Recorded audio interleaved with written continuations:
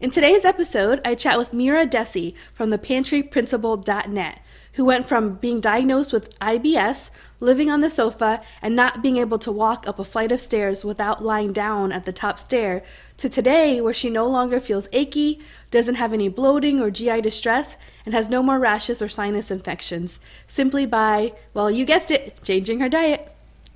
The final straw for me came, there were two events that happened pretty much close to each other. One was my rheumatologist said, I'd really like to put you on this medication, but I don't think your endocrinologist would like it, so I'm not going to do it.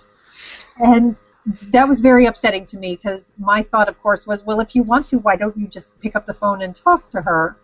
And then the next doctor that I saw a few days later looked at me and said, well, Mrs. Dessy, you are getting older.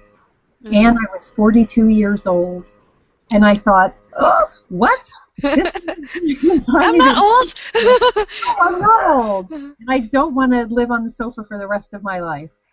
So I got really angry, and I called my insurance company, and I yelled at the poor woman on the other end of the phone.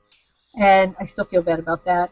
And she essentially offered me an executive checkup at a major hospital. I took it and I went, and I was able to see a lot of different doctors, but the most important thing that came out of it was a commitment to being an active participant in my own health care and to looking for answers that would be important to finding out what was going on and what I needed to do without this chemical cocktail that I was living in. So as I began to research what was going on, I began to realize that it wasn't just what I was eating, it was what was in what I was eating. And all of the chemicals, the hormones, the antibiotics, the preservatives, all of these things that were in the food were making me sick. And I needed to change that. And so I embarked on a quest to clean up my diet and that of my family.